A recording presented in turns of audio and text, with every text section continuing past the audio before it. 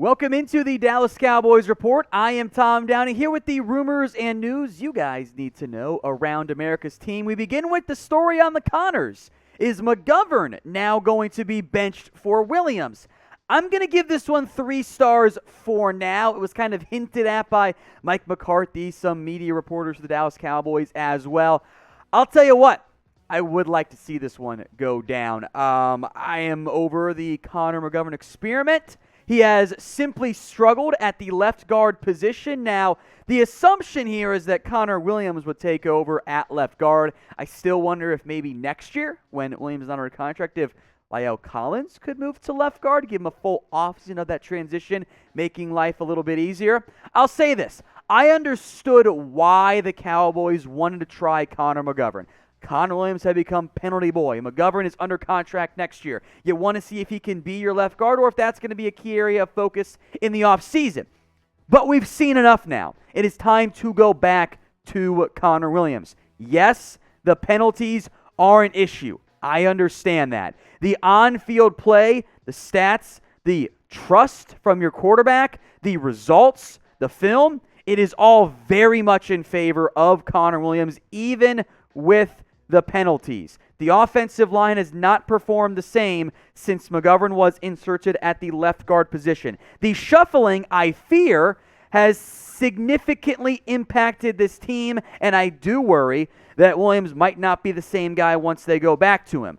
But McGovern was getting worked far too often at the left guard position. He is better on the right side. He is better at the fullback position. It's time to go back to the left guard spot. The original one they began the year with, put Connor Williams in there at left guard. I do think that is the best path.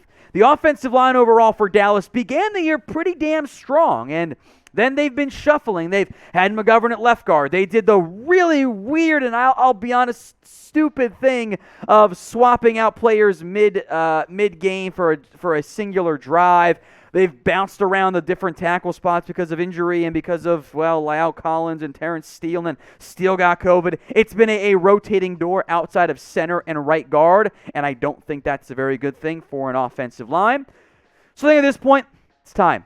Go back to Connor Williams. Even if it is just a rest of season thing and you let him walk in free agency, I'm fine with that. But I want you guys to pick a side, as I clearly just did. Who do you want at left guard? Type in CW for you'd rather go with Connor Williams, or type in CM for Connor McGovern. This is the pinned comment on today's video. So if you get that ad break here on YouTube, take advantage of it. While it plays, head on the comments and start a fight or two by typing in CW or CM. Here's some, I think we would all agree, good news for the Cowboys. Is Donovan Wilson coming back? 4 stars on this one. Very good sign here for the Dallas Cowboys. They announced yesterday that Wilson has been designated to return from injured reserve. Now, again, a reminder of the rules because I know it can get confusing.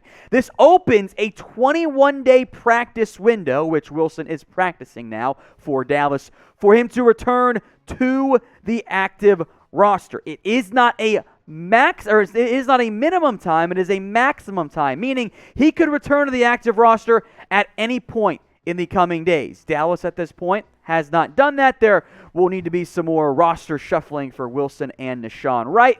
Somebody's going to have to get cut. The Cowboys, though, don't have to rush him back. Now, if I had told you at the beginning of the year that Wilson was going to have a singular pass breakup and 18 tackles as the season enters the final 4 games, I think you would have gone, oh my God, we're screwed at safety.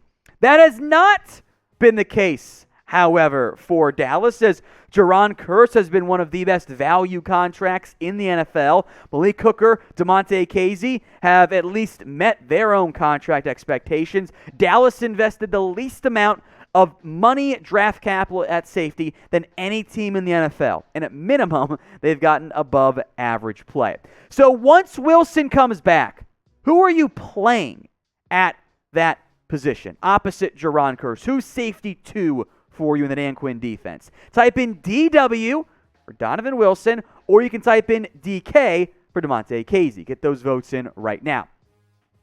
Up until kickoff of the Cowboys-Giants game we are still doing the BetUS jersey hookup only up until kickoff. Then it might go away, and I don't know when it's going to come back. That is above my pay grade.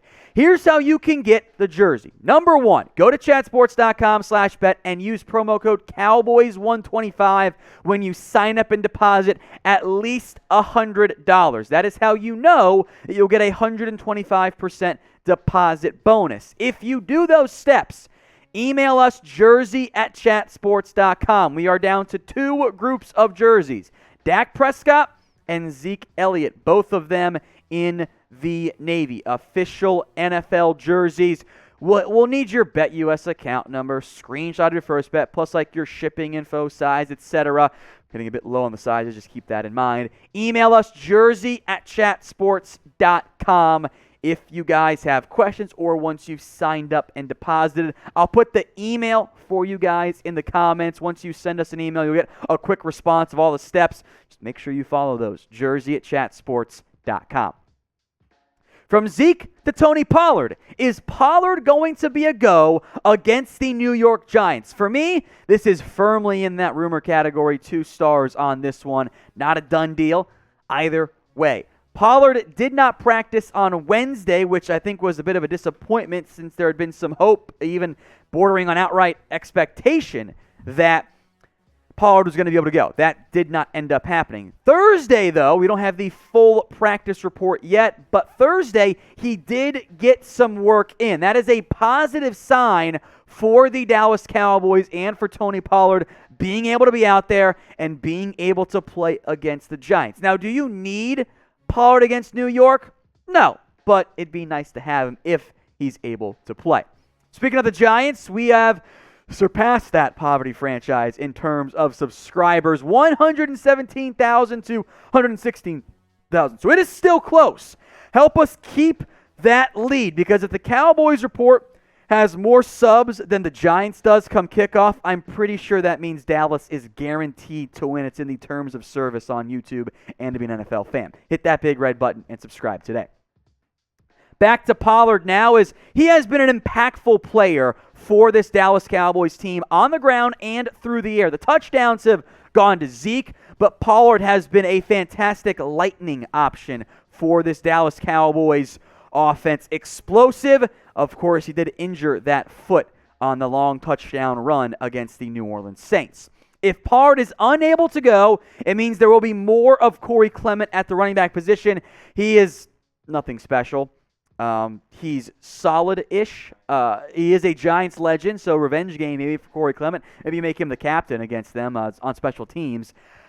I would rather have a healthy Zeke, healthy Pollard. That's just not where we're at right now. So that's kind of where you're stuck, hoping those guys get healthier while playing through those injuries.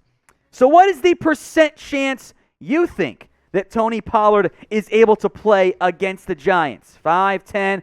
Is it a 50-50 call? That's kind of where I'm at. I want to hear from you guys. Get those votes in for me in the comments section. One last rumor here. How about Kellen Moore to the Jags? Because Urban Meyer got fired because he sucks. Kellen Moore is a replacement. I'll give it 2 stars. And I think that's all the stars I'll give until they get a lot further along in any potential coaching hiring process here.